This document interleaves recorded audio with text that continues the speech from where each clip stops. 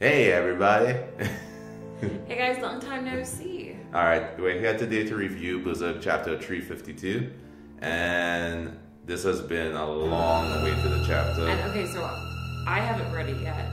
He's read it already.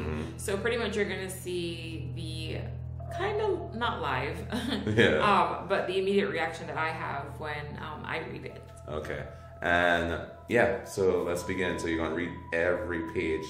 Okay, yes, I'm gonna read every page. How many pages do we have for this one? Oh, it's 22 pages, but it's really like 19. I'll say 20. Okay. So. I can see that Dog Guts is looking up at, that egg-shaped thing. It almost looks kind of hollow now to me. Like it's like something that's missing something. Oh. It's glowing. That's the final fragment. Okay. Stay strong. So maybe Mini Casca is getting weak. Maybe Mini Casca is feeling weak, or maybe she's feeling super anxious. I would think anxious and scared. Yeah, honestly. she's probably, because they have all this stuff going on around her, like she's anxious maybe. Alright. So. Oh wow, this is vast. I don't think we've seen any kind of artwork like this before. I mean, we've seen some of the monsters in her, what we believe to be her, subconscious, but nothing this vast. No, like that big black bird, that's clearly the influence, well, in my opinion, the influence of Femto. And not only that, as we talked about in previous videos, this could be a possible entity that was created because of what happened to Casca and what's left of Femto in her. Okay, so they're super shocked. And they're like, are these helpers? Who are these people helping you with the coffin? Yeah, that's Shuriki's oh, Shuriki's, I forgot. See, it's been a while. Yeah, that's the golems that she made. Ah.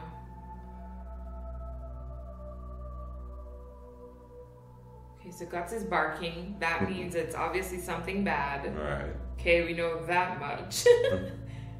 Claws. Wow, okay. Yeah, clearly a dark bird that's flying around destroying everything. Talons, yeah. Okay, my fetishes are back. Shielded from its attack. Okay, there we go. We can always count on the young witch, Shirke, to save the day and help protect them. She's a ride or die. Okay, so they're the golems. They're trying to attack. And they're trying to protect the coffin too. Right. Wow, okay. He's destroying them. It seems kind of like turbulent. Almost like a tornado or something of that sort.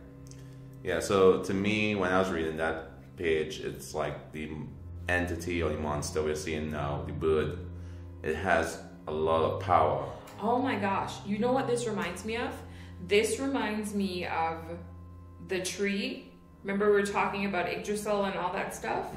This reminds me of the tree that Femto made, because it's like it just got a whole bunch of roots and stuff. I don't know why, I'm just getting that visual in my mind. What did you think when you saw that image? I just thought it was just a bunch of monsters, and the fact that the bird flew around and was spreading this dark. They call it the miasma. Yeah, miasma. It's spreading this miasma and just creating these demons and stuff. It's just like reminiscence of everything that happened in the eclipse.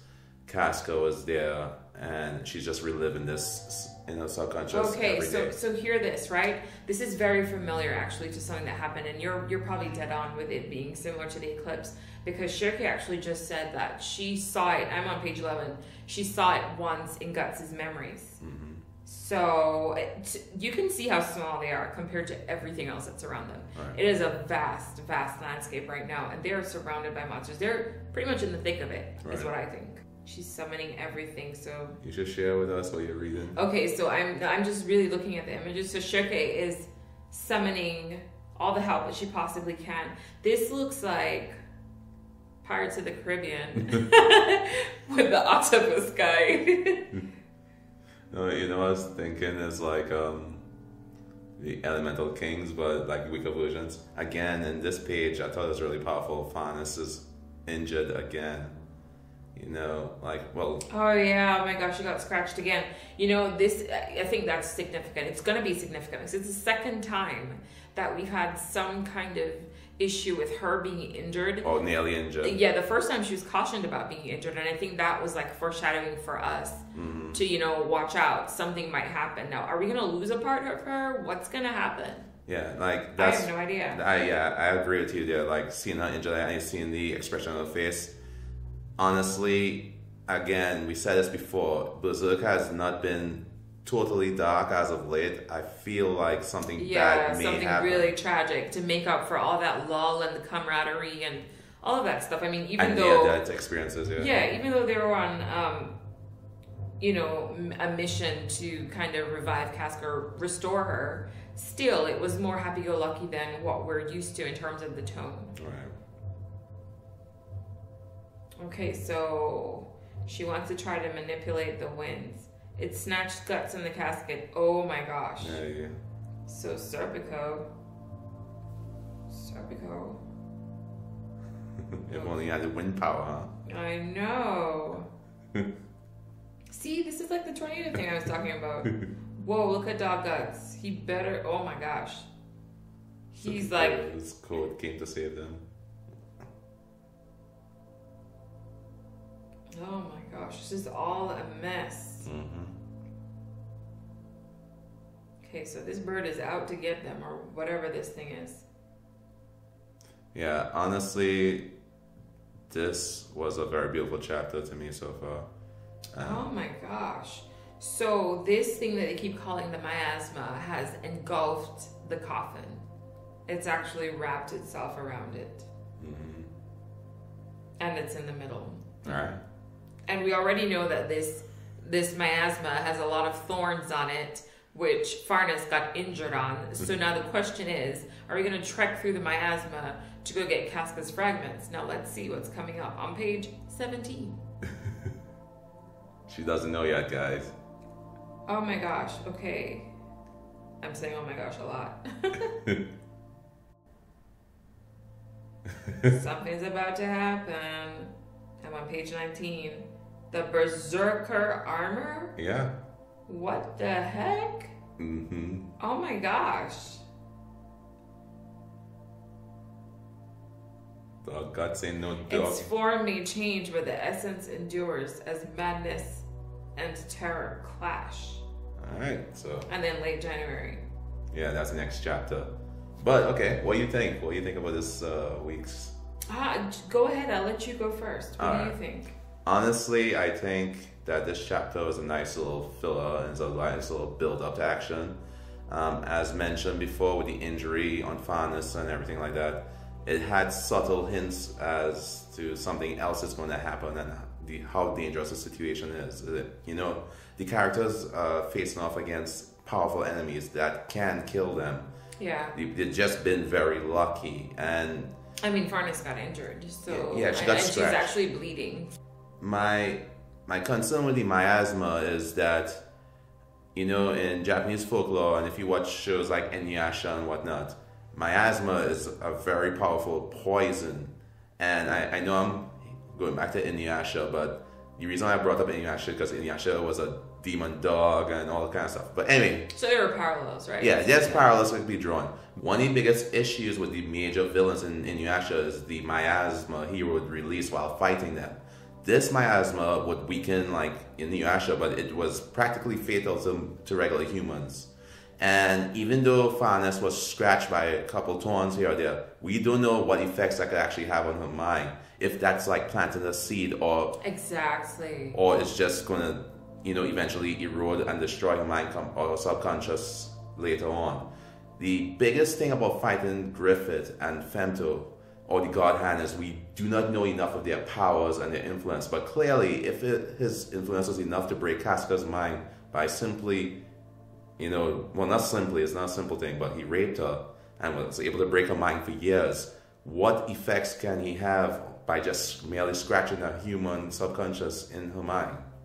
Yeah, I was pretty fascinated that the Berserker armor actually was even in this scene. And I think the caption where it says, sorry guys, I keep looking down at the panels. The caption here where it says, its form may change, but the essence endures as madness and terror clash. Right. It really is representative of exactly what's happening. There is terror because we already saw that Mini Casca was a bit panicked as they were approaching that glowing orb. She clearly knows, you know, what's going on. She's probably a little bit more aware than the rest of them about what lies ahead, since that is the world in which she exists. And they were on, not, I wouldn't say the right mission, but the steps that they were taking were the right ones. Which is why the coffin was snatched from them, which is why Guts was snatched from them, because those things are integral parts of them completing their mission of restoring Casca, you know, 100%. So as we can see in the mind of Casca, the dog and Chip Casca and the coffin, they've all been taken through this wasteland. And it seems like it was an endless journey for them. But thanks to the efforts of Shireke and Farnese, they have come so close to the end of their mission that they're fighting off against this big demonic bird. That is significant because I'm pretty sure that they have not made it this far before. So how is it, to me, like, I'm just trying to figure out, sorry, I'm playing devil's advocate. How is it an indicator that her mind is changing? Because before, the mind would send out these little minions to just torment the last little piece of a fragment, which was with the dog. And the fact that the dog and that little piece still exists in the subconscious shows that there was some resistance, but it was too weak to do anything. Now we're seeing heavy resistance coming from it because, again, with what Shireke and Farnese were saying, is like the world is actively trying to prevent them from getting to that point. What I think is happening, I don't necessarily think that her mind is changing as they're traveling through her mind. I think it's integral for them to get all the pieces together. Yes, in a way, you know, when they first entered Casca's subconscious, Mini Casca was not vocal or expressive at all, and then the more they walked and the more fragments that they gathered, she got more expressive and was, like, you know, communicating with them. So I think in that aspect things changed, but I think the ultimate and the most important step, the most vital step that is really going to be the finisher and determine the final outcome of whether Casca is going to be crazy forever is them getting the last fragment. That's the most important thing. I think that's why there's a lot of resistance, because they're about to finish it, right? You know, this is the finisher. Yeah, but is it the finisher for just their mission, or is it the finisher for one of the characters? Again, could be. Yeah, Farnese, we would hate to see you go. You have come a long way. That would be some, I don't know. You think he would do that though? I mean, honestly, I really have no idea. That would be hard. I don't even know why we keep getting these hints of her. She's the only one that's getting hurt. Like, I mean, and we've seen her in battle, right? That would be heartbreaking. She's not a klutz, is she? No. I'm sorry. I didn't mean to cut you off, but that would be so heartbreaking. I mean, I don't think he would do that. Like, okay, I think that with Farnese, the way how she is, I don't think Muriel would go to that extreme. I mean, she has had, in my opinion, a lot of character growth. She's come a really long way from, you know, when we first saw her. Maybe that's the point. Maybe we would be so emotionally attached to who she is now and who she represents right now that we would be so devastated. I mean, she's no Guts or Casca, don't get me wrong. But I like her. I honestly like her as a character because, you know, she went from this devilish little girl, well, not a little girl, but like mentally she was just wicked, or she struggled with her own. So she's kind of like a household name, right? Right now we're like, okay, she's kind of cool, you know, she's doing some good stuff. But I mean, I don't know. We never know, because I feel like it's significant that she was warned, and now we see her being injured. And she's the only one. I mean, they're all on the spikes. Why is she the only one that's getting hurt? Why is it there was first a forewarning, hey, do not get injured here? Which we talked about in one of our previous videos. We mentioned that was a significant thing, right? Yeah. Because it might mean that she could be somehow mentally or psychologically affected in the real world. Who knows? Or she just dies. That would be you know, that'd be so tragic. I didn't even want to think about it like that. But yeah, because actually when you think about it, everybody that's in that world is alive. You know what I mean? So perhaps if you die in that world, you no longer exist. Jeez, man, that's something interesting to think about. What if she dies and she's replaced by something else? Impregnated with some evil from Griffith to help him achieve his quest. So what do you guys think? I know we've been talking for some time now, but yeah, comment below. What do you guys think about this week's chapter? Do you think that Farnese is going to be affected by the scratches or the injuries she's getting? Is something major going to happen to her? Is she going to be impaled or sacrificed in some way, shape, or form? Okay, guys, and this is our new setup. Let us know what you think about it. Don't forget to hit the like button. Leave your comments down below as usual. We love hearing from you guys. And subscribe if you want more videos like these. Over and out.